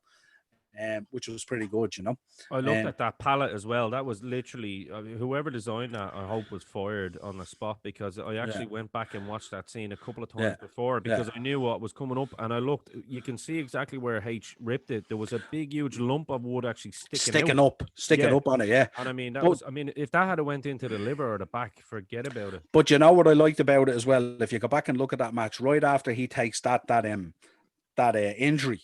He gets up and he's bringing Foley along, and he's gonna back suplex Foley onto the bin. And before he suplexes Foley back onto the bin, what he does is he looks back to make sure the bin's in the perfect position, because he didn't want to injure Foley. So it was really clever the way he did it, Little things, yeah. Yeah, just little small things that made the difference. But he obviously recognized himself that he had gotten injured there out of hand, and he wanted to make sure that, Foley was good when he was doing his stuff, So consummate professional. Yeah. Absolutely. And I was going to, speaking on that, before you come in there, DJ, because I know you wanted to mention something, and anybody wants to kind of shoot the shit on the match itself or little things that stood out, they can. For me, couple of things. I've always said as well that I think Triple H is more of a gimmick wrestler rather than a catch-can wrestler. And you can see, as the matches went on in later years, you can see this was the first of its kind. And I mean that with love. And I have to say that to people. One thing that stood out to me, and I rate Triple H, after watching this match again, I went back and watched so many matches recently, just when I'm over this Christmas period when you've got nothing to do. And I believe that he is easily in the top 5 sellers in the history of wrestling, and I'll tell you why. It's actually 2 things. He's one of the best. He's one of the top 5 sellers, and possibly in the top league of his own, actually, as a bumper and feeder. When he's taking those punches, he's boom, snap, and you look at when he gets up, boom, he's up. So he actually puts his money where his mouth is. People have probably seen that famous Tough Enough video where he's showing the lads what was the problem with that bump. They get a punch and they take a bump and they just lie flat in the back. And he goes, right, hit me one. And he does it. And he gets up and up and up, and he does 5 in a row, and he goes, "What's the difference with that and your one?" He goes, "Intensity," and it's so true. He literally, in my opinion, is the best bumper and feeder that I've seen. Um, and you can see that in the NXT now. That's almost like a H performance center thing. You know what I mean? He's big into the bumping and feeding and ring positioning. He's like a modern day Ted DiBiase, if that makes sense to anybody that would have watched a lot of Ted. Yeah, Knows professional seller. knows exactly where he is, where he needs to be at all times. And when I talk about him being such a good seller, it's not just the facial expressions. We've established that. Niall's right. The hair just makes it because you can just see the lips and the face kind of selling through the hair, and it looks really cool. But it's actually how he stands. Like you see, like he always has this wide stance, very similar to what I mentioned with Bubba Ray Dudley when you think he's going to fall. But H is doing that as well. He always looks like he's trying, like he's struggling with himself to get his balance, to get his composure back. You know what I mean? He looks like he's struggling, and so yeah, I just wanted to say that as a tribute to Mr. Levesque. I think that is something that really, really stood out for me in this match, and something I went back on and watched a lot more of recently. He's definitely in a league of his own in those two things in particular. So, even if certain people don't think he's a 10 out of 10 wrestler, that's fine, whatever. But I'll tell you one thing, he's definitely he's in a league of his own in certain parts in the ring, and being a ring general is one of them. I think if you look in the match as well and you analyze it as well, a lot of people will turn around and say that they didn't think Cactus Jack at any stage had a chance of winning the match. You had Hunter coming out looking like sculpted out of stone. You Cactus Jack coming out like Conan the Barbarian, basically. Yeah. But what you notice in it as well, those little quirky little things that he does, and as you said, that selling and feeding and all that sort of stuff, gives you the impression, he always gives you the That's what impression it's in a for. match that Yeah. Cactus Jack has a chance of winning. That's what it's for. Listen, that's what it's for. The blading, the yeah. the Yeah. blading or whatever they want to call it. The only thing looking back at it that I felt a little bit uncomfortable with was the chair shots were a bit again, we spoke about it earlier with the other matches, but those chair shots, both boys were laying those chair shots in big time, right onto the skull. Like, you don't need to worry though. It was 20 years ago though, so it's grand. Yeah. They're all right now.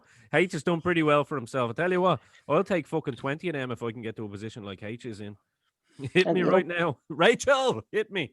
It's the funny thing about H is it was his work over the years that won me. I wasn't always a H fan. I was like everybody else. I believe the arrogance. I fucking hated him as much as everybody. Again, some men exude this bullshittery about him, and you're like, oh my god, I'd love to smack the fucking spit out of his face, regardless of whether or not you're being worked. Sometimes you are, but there's one thing that, he's a politician behind the scenes, but it doesn't matter.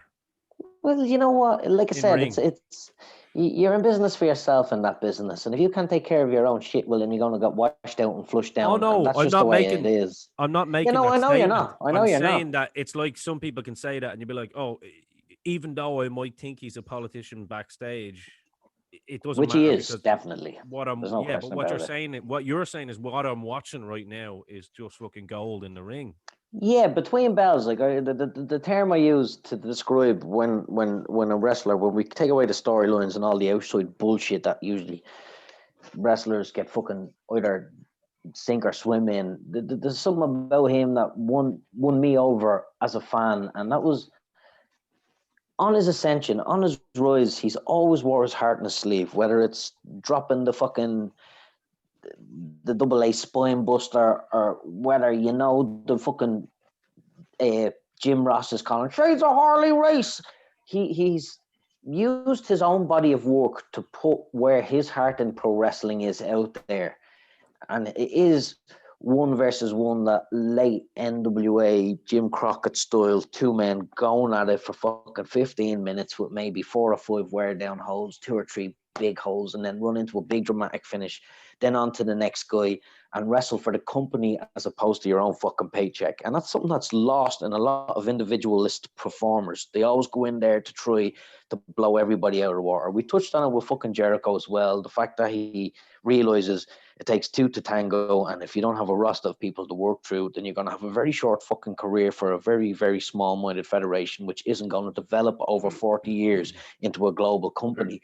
H has always embodied that. It didn't matter whether he was DX or this fucking amazing Conan the Barbarian King of Kings character, or even I love the disheveled, broke down look he has with the head shaved now, where it's like it's almost like young guys are drawing the old king out for one more match, and he's like that old picture from the Conan movie where he's sitting there on the fucking throne, already a made man, and he's like, do you really want me to raise the sword one more time? And there's almost this crotchety fucking rise up out of the ashes, like, you've drawn me one more time. Like fucking Optimus Prime swinging out of the crypt in that bleeding Transformers movie, and you realize, oh shit, the boy still has it. He can still go all day long, and he is still the man who he proclaimed to be 15 fucking years ago. Just like it's been a great and robust career, but at the heart of it, Triple H has always loved the sport. He's always loved the art, and he's always had a great mind for it. And even though sometimes it comes across as he's very easy to fucking hate, because he just acts very well when it's necessary, and he also puts over whoever and whatever's in front of him. And it came across in that match. You know what I mean? That's a good way to finish that, because we are obviously, anybody that's heard the first episode of the four Podmen, or well, no, it wasn't the first, but one of them was Triple H, which we are going to redo with the new current superstars that we have on the team, not including myself, the three superstars and me. Modest. Yeah, I'm doing a Triple H there, see? My man. There we go. But that's a good way. So we won't get in too much into Triple H's career and all that, because like I say, I would like to redo that show, especially for our YouTube audience now as well. I think that would be a really good show for our YouTube audience and our Patreon audience, which is coming soon as well, my friends. That's right. And you'll get what you pay for too when we do this. So lots of good stuff coming 2021, baby. But our newest member, of course, Joe the Beef. Do you want to add anything to what we were saying about any of that, like to the match itself, or anything before we wrap up on this match and get to the main event? Yeah, just a couple of bits. As I said, I wrote down a few bits. Ian, but I have terrible memories. But just at the start of the match when they came face to face, and Foley's just, you have no idea what the hell he's saying to him.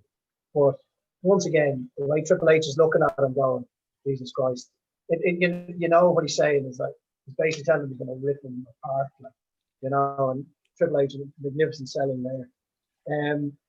Also, I'm sure you guys probably know this, but the reason for the 2x4 wrapped in barbed wire, why they had two different ones. The first one was to hit Foley with, because it was actual barbed wire. But the second one that Triple H got hit with, that was actually blunted. It wasn't sharp. And Triple H afterwards said it was the worst, massive mistake, because it put massive holes in them. Whereas the one that hit Foley just put all these little small cuts and stuff on him. Whereas the one that hit Triple H got battered with, put big holes in them. Like so. And the monitor is not being removed when they went to the commentators' tables. So that was very strange, I thought.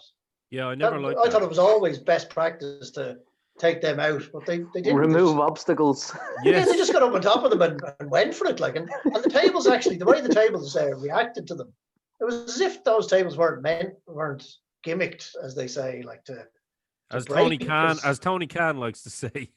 Yeah, because they didn't fall to pieces. They just broke as if like tables actually would. Like they didn't just. We weren't built for this. Yeah, it was. I thought that was. It's like Jay coming up to me gaff for Christmas and trying to suplex me on my kitchen table, me ma.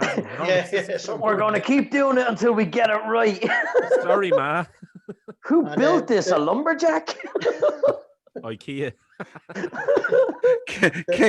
King of the Ring with Shano and Kurt Angle. We're going to break this glass no matter what. That was insanity, that King of the Ring. Who put the real stuff in? But another thing that I found really strange that match was during the match, JR and Jerry Lawler, they talk about Foley's missing ear, and the cameras get a shot of it. But JR said that he lost it in combat, which made it, to me anyway, it made it sound like he was in the military and lost it. Yeah, Vietnam. Yeah, he lost it in combat. I found that really strange. He lost it in combat, King. I did enjoy that match anyway, but I thought it was quite good. It was, they did what they need. Yeah, I'm with Jay. Jay is very and Joe. Listen, all three of you know how I feel about wrestling. I'm an old school guy and catch as catch can. I like straight up storytelling in the ring. However, I am accustomed to liking something like this if it's done really well. And to be honest with you, I did quite enjoy it. I thought it was one of I can put it this way. It's not something that I'm going to watch every year or put in my top 20. However, it is something that I really enjoyed watching and something that I can see why people love it so much, if that makes sense. I can see why people revere it. Certain fans revere it and they're into that kind of stuff. And, it was definitely something that lends itself to the casual fan that probably aren't into wrestling anymore because they don't see any wrestling like that anymore. Or that could be won over if there was something like that to possibly happen again. So we can see that. But of course, it's supposed to wrap it up. But Triple H wins. Of course, he defeats Cactus Jack, gets the pedigree onto the tags, and I hope those tags were gimmicked anyway. Which a lot of them were, I'm sure. I don't know the way they were stuck into their boots and into Foley's flesh. I don't think they were too gimmicked. No, but they'll be gimmicked to a certain point. They're not going to be the thumbtack that you use that go straight into actual wall. It's like, but a lot of them are they're thinner. Do you know what I mean? They're thinner thumbtacks. They're not as wide. And they're shorter, aren't they? They're clipped down. They're shorter, yeah, exactly. Yeah, that's what I mean. Yeah, so they'll still go into your flesh. They just won't. They won't go into your elbow bone or anything like that. But yeah. But when you said about how the match, about the pedigree, did anyone take the pedigree better than Foley? That's a fair point. Well, I mean, Foley was always flat as a pancake when he took it. Yeah. There was no knee down. H didn't let go of his arms, let him get his hands down around him. I'm trying to recall McMahon taking one because, I mean, like, McMahon pancaked himself into Stone Cold's shoulder when he took Stone Cold Stunners. But I think we're not really dealing with a normal human, though, are we? We were dealing with a man who's quite okay with finishing a match with his tooth in his nose off the top of a cage. Yeah, that pedigree was probably a fucking... a 2-minute wank before sleep for him, or yeah. You know what I mean? That was a headlock. He was probably thinking of what he's having for breakfast the next morning when he's thinking that pedigree. Like, that's grand. This will send me into a nice sleep, and they'll bang in the fucking forehead. Will mean I'm sleep 2 hours earlier than I normally would be. This is when Mick Foley gives his body to you to work with. He gives it all. There's no question about it, and that's another aspect to him that isn't really correctly addressed. People will love to see the crazy shit, but the guy could wrestle as well. We've only talked about him, and I think touching on a point that the shopkeeper made earlier, actually, about how Triple H was looking out for Foley when he's doing the back, the back suplex on. It's kind of nice to see a worker looking out for him as well, rather than taking advantage of that, because you could tell Foley would be the type. Foley's the type of guy that took a slap in the face from Ric Flair backstage and just didn't even say anything. You know what I mean? Because he's just a gentleman guy, and he would be the type of guy that would take. I mean, I always thought The Rock took advantage of Foley in that Royal Rumble 1998 one with the shots. The year earlier, yeah. And he did take advantage of him because Foley said that wasn't meant to happen.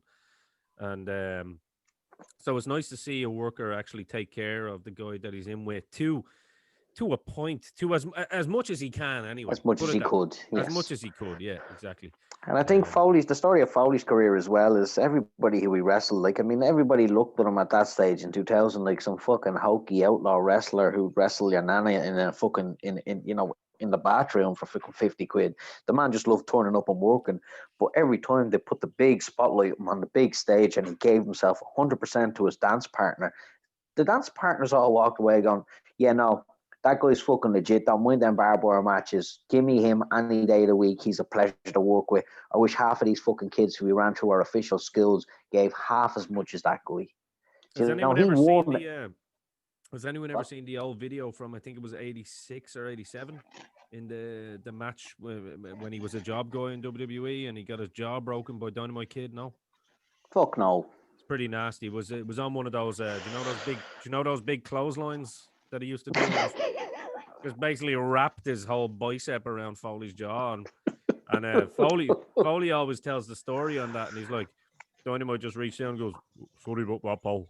Sorry, pal. Sorry, Paul. Sorry about that. You've earned your 80 quid tonight. I'll buy you a beer. You can also see it in the match with Edge at 22 when they had that table flaming match and stuff like that and all. Like he did incredible things with Edge in that match as well. Like, and it really elevated Edge to a different level, you know. And and that's what I'm saying. When they're working with guys like that, the Edges of this world and the H's of this world, and it's good to see people trying to take care of them. I mean, no matter what people want to think about the Undertaker wasn't trying to hurt Foley at all. In fact, the Undertaker has come out now as saying like, "Shit, I didn't want to do this thing off the top." Like, you know what I mean? I was just like, all I can do is pretend to fucking throw the guy and hope that he knows what he's doing.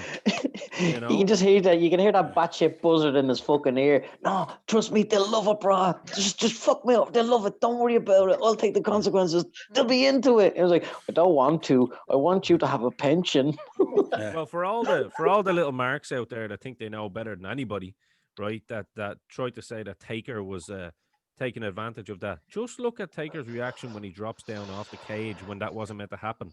He's allowing the EMTs and all that, and he's standing with his hands on his hips, basically saying, "Am I going to be going to a funeral in a couple of days?" Like, the Undertaker's character, as we know, would have been like, "Get out of the way, everybody! I'm taking this motherfucker up, and I'm going to tombstone him."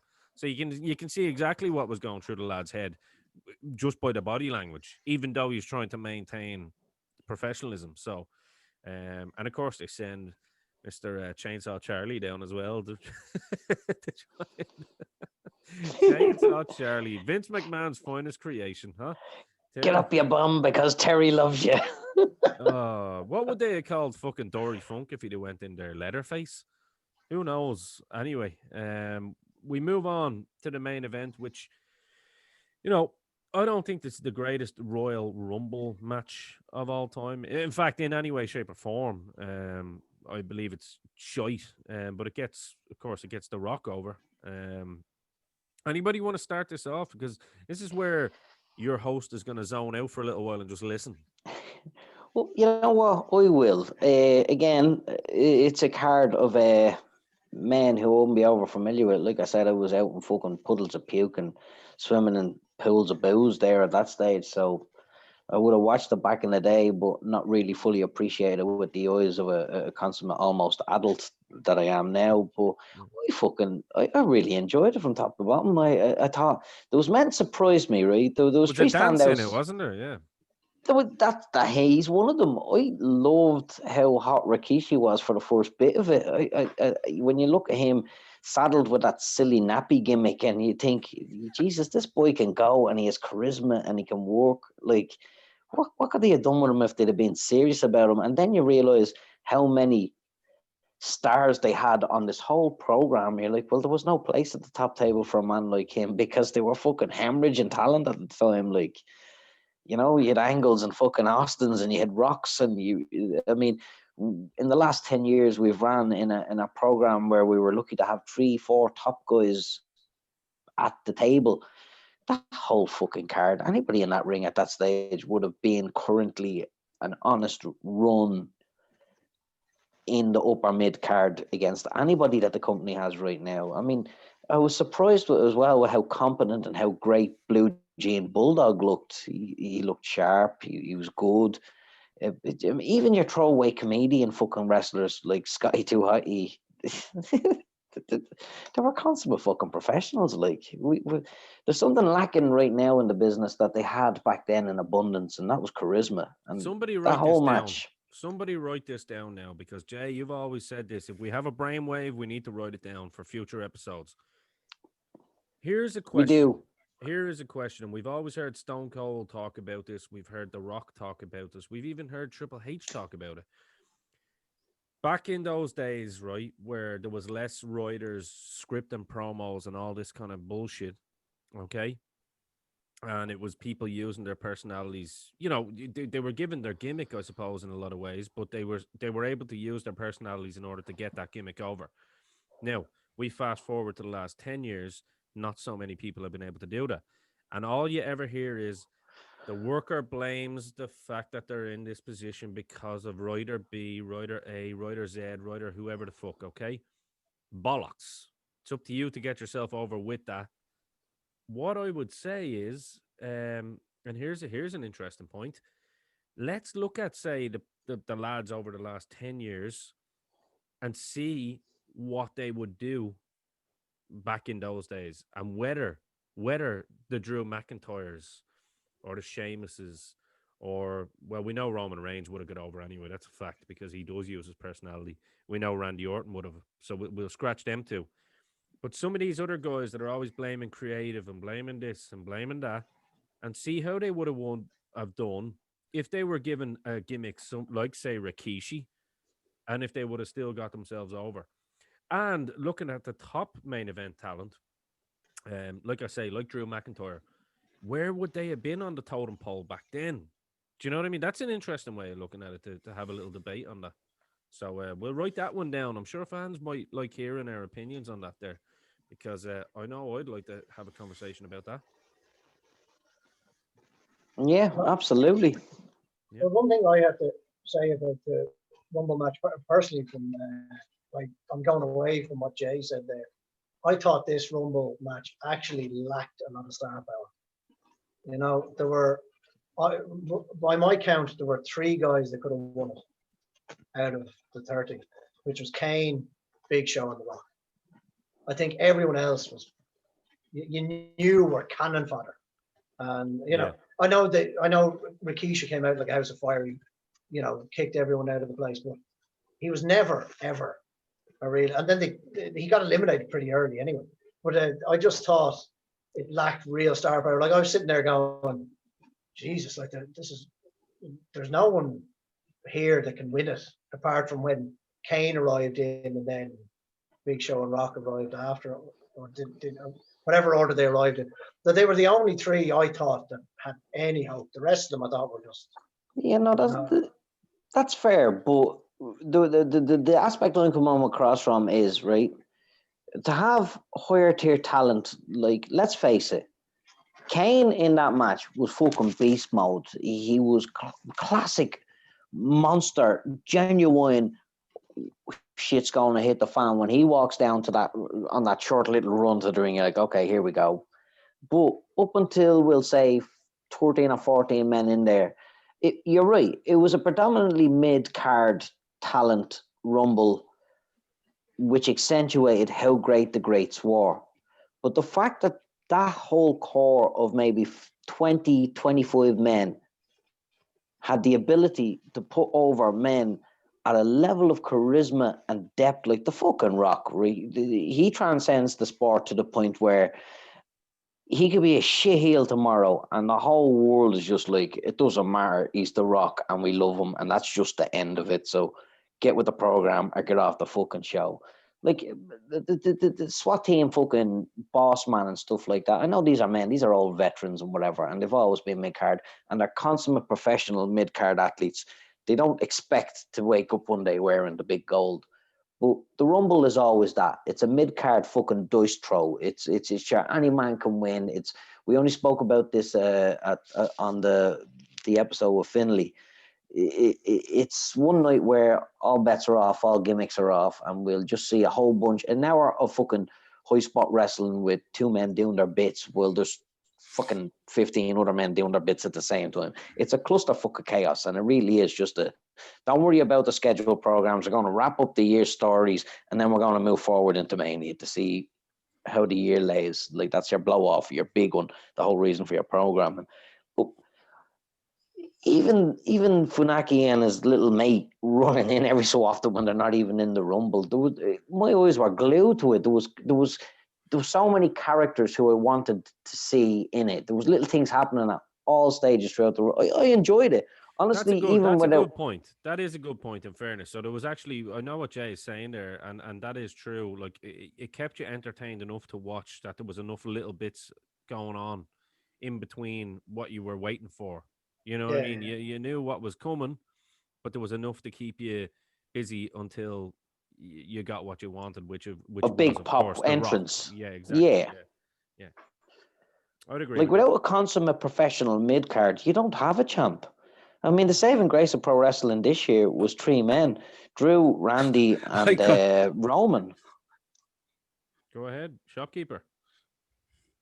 I loved when Finkel was announcing the match and the rules at the start, and he turned around and he said, a new opponent went down to the ring in 2 minutes or less. I just thought that was so funny. That was like the old 2 minutes or less. That's like the old this card is subject to change. Yeah, but it was just like I also found if you go back and you look at the Rock's promo with Michael Cole before the match, that was brilliant. He basically made it out that but he basically nearly made it out that the match was basically between him and Big Show, and it was like a singles match. Well, yeah. But that's what I was expecting, and like, that's hilarious. That's subconscious. But he kind of in a way gave the match away, you know. I suppose we didn't know back then what he was doing, but we know now. Fuck off, Noel, will you? You're just nitpicking now. Come on. Now, Jay's here talking about mid card, and you're here moaning about the Rock's promo. Would you stop? Would you stop? You know, even back then, Jay has a. Go on, Jay. You need to watch more Bunkhouse Stampedes. That's fair. I'm still on Bockwinkel's AWA. I'll catch up with you in 20 years. I actually did, believe it or not, lads, I actually did some maths for this Royal Rumble. And I counted, I worked out that 23% of the Royal Rumble participants in that Royal Rumble are now dead. Oh Jesus! I counted so 7. This is Christmas. Yeah, I know. Yeah. I don't know why it came into my head. I think it just came into. I don't know why it came into my head, but I just started counting. I was like, well, he's dead, she's dead, he's dead, and I just started writing it down then. And then did some maths. Please don't let that be. Please don't let that be a gimmick on the 4 Podmen going forward, because you know it'll be a. Hang on. Did you say 23%? Yeah. Let me lay it down to you. The mustache from the golden era connoisseurs that we are, we would take 23% any given fucking day. We work in parameters of 60 to 90%. And usually Hogan is still alive. So we have to take away 10%. So you do realize my favorite faction of all time, being the Heart Foundation, only has one now. So like, that's right. Come on. I agree with you. Yeah, listen. Live fast, die hard. You know what I mean? Yeah. The Heart's no way. Look, we won't get into that. We won't get into that. No, not in a negative way. Not in a negative way. They say the old adage goes the brightest star shines briefest. Yeah, man. Most of our fucking 7-inch collectible figurine, not doll collection are all in the fucking ground. Like, no, I'm sorry. I got a bit morbid on you there, lads. That's okay. I don't know why it came into my head. Like, and then that's not morbid. 23% is positive. Here, lads. I'm looking at a cabinet here, and in front of me I have Davey Boy Smith, Ultimate Warrior, Texas Tornado, and Rowdy Roddy Piper. I have 100%. Joe, your 23% is real positive. Hey, you're real positive at 23%. That's a positive point. I can't say anything. I watched the shopkeepers. A passing gift at our Christmas party was, of course, the self-destruction of the Ultimate Warrior, and I watched it just because I knew there was something more positive to watch after it. And on Christmas fucking day, I was sitting here with the with the missus, and I said, you know what, this is a tradition. And I lied to her. I'm going to say this on YouTube now. She'll be able to see this. I lied to her and I said, I want to watch this. So it's a me and Jay tradition. We always watch it every Christmas Day. We'll know that the other is watching it. Just because I wanted to watch it, I was feeling emotional. And I put it on and she was like, oh, geez, actually, yeah, this is, and she was like, oh, it's so sad and blah, blah, blah. And then, of course, she finds out he dies like literally 2 days after Raw, and she was like, so you just made me watch this on Christmas Day. She was like, so you made me watch this on Christmas Day. That's a very uplifting thing to watch on Christmas Day. Two You know children what? becoming fatherless. So I was like, You know, so Joe, we your all morbidness celebrate is Jesus' not as bad as mine. birthday. You what? Yeah, look, Christmas is about the celebration of the birth of Jesus, but that guy's been dead 2,000 years. I'm sorry, but when you do your job right, you go over, you are the heavens, you know? And Well, there you go. So, Jay, I done my job right. I celebrated the warrior on Christmas Day and raised a glass to that man's memory. So there you go. He's in a You know what I trance. mean? Jay, you're gonna have to get a bit of rope that goes across your screen there so you can just sort of shake it and stuff. Just grab Kev. What, these? No, I always wear tassels. I've been wearing them for years. That's my thing, baby. I was like, isn't that gimmick that Warhorse asshole uses? No, it's a warrior thing. Trust me, baby. That's what I'm saying. Just grab Kev and he can hold one of the old WWE Hasbro ropes in front of you on either side of the screen, and he can just. I'll build myself one of those tiny WrestleMania 6 rings for sitting in, and I'll just stay in it all life. I'm like, this is my pod now. This is my social distancing. I'm just going to travel around in one of them tiny little rings everywhere. Here's a great segue. Here's a great segue to an old character that always appears on our show. Can you imagine Sir Lord Alfred fucking Hayes just rocking down the highway on one of those little fucking little ring gimmicks? How? It's rather good weather here in Los Angeles, Vince. I'm on the way to work. Being pulled over by the guards on the old Dunsink Road for his NCT and insurance. Imagine him rocking down O'Connell Street. I didn't realise there was a tram line in the way, Vince. I do apologise. And now we're going backstage to a pre-recorded interview. That man should have been in Spinal Tap. Oh, anyway, we digress. We digress. That's what we do. We digress. So yeah, I mean, like finishing up on this Rumble, yeah, we know The Rock wins, obviously. So let's just get to the point on the show as a whole. I think it was a very good Rumble, to be like a good pay-per-view. I enjoyed it. It fucking sucked. Okay, so the shopkeeper didn't like it. The beef. If you listen to Joe's comments, I think we won Joe around and thinking it wasn't great at all. Yeah. Look, I thought it was all right. Like the Rumble itself, I thought was poor enough. Joe, don't get worked by the shopkeeper. He was trying to work you into thinking it was. He's just giving you a belt of the honesty, Dick. If he, you know what? When you look back, when everybody listens back to this show, the shopkeeper has not said one bad thing about any of these matches up until the main event.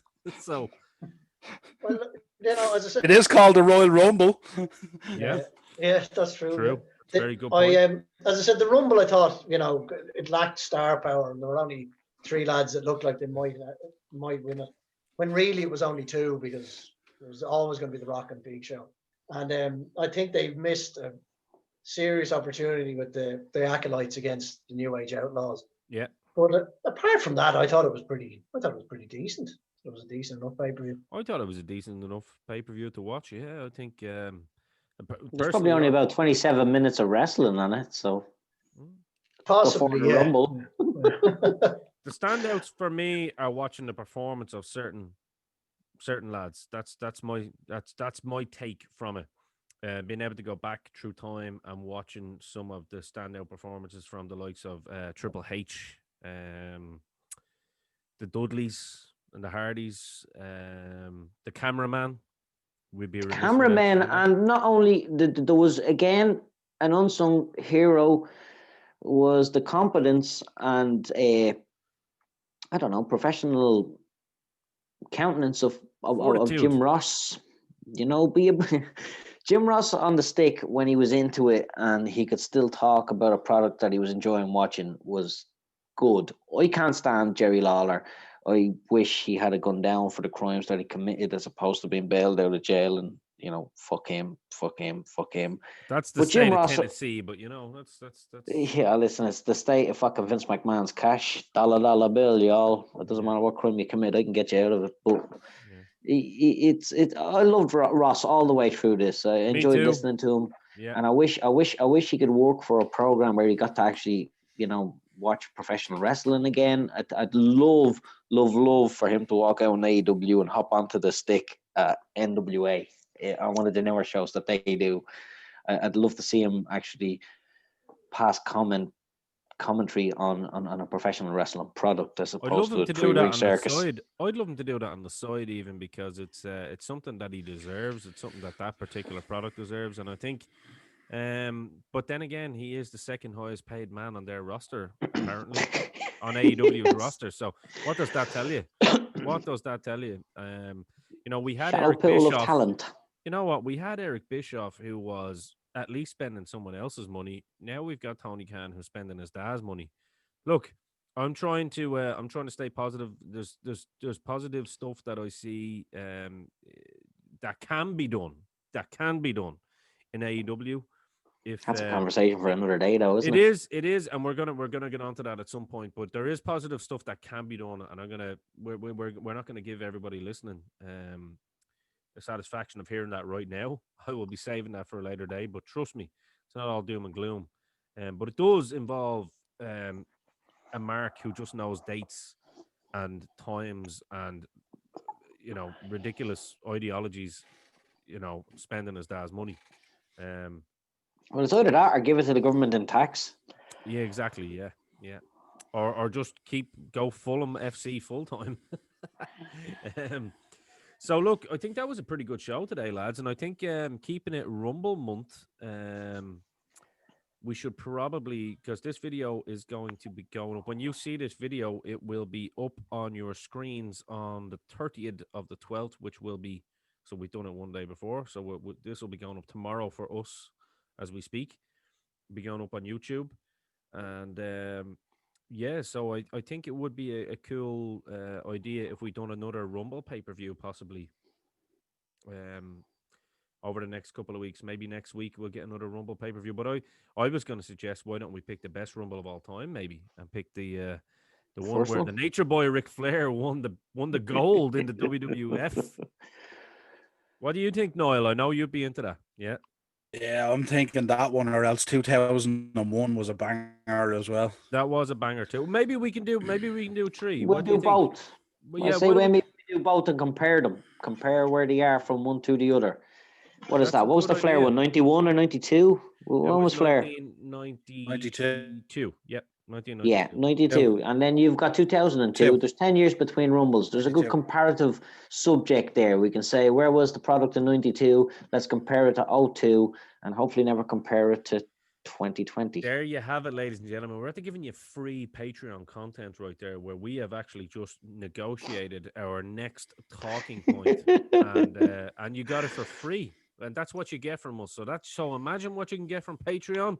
Stay tuned, because you will get that. But I think that's cool. We're going to bring that to you guys next week. We hope you enjoyed the show. That's a really good show for next week. Royal Rumble 1992 and 2001. You said, Noel, wasn't it? Yeah, and shout out to Joe.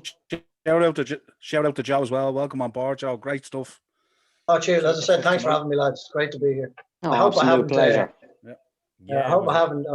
As I said, I hope I've added to the dynamic instead of sucking the air out of the room. Well, we're on YouTube now, Beef. So don't give fans a reason to shoot you down, because they will do it, and then I'll have to. I'll do it. He'll do it. He's one of the fans. He has many. Congratulations for killing 23% of the life of this podcast, the mustache. And if you can smell what this asshole is cooking. No, honestly, fucking pleasure, brother. Welcome No, aboard. it was a pleasure. Welcome to the team, Joe. I thought Cheers, you lads. added Thanks. something really good today. You added some great talking points for us too. It was really cool to go back in time and watch that. So, but until next week, for me, Ian the Dynamo Kelly, for the shopkeeper Niall Hogan, for DJ Kennedy, and for the beef Joe Duggan, we will catch you guys next week with some more Royal Rumble content. Peace out and Happy New Year next week.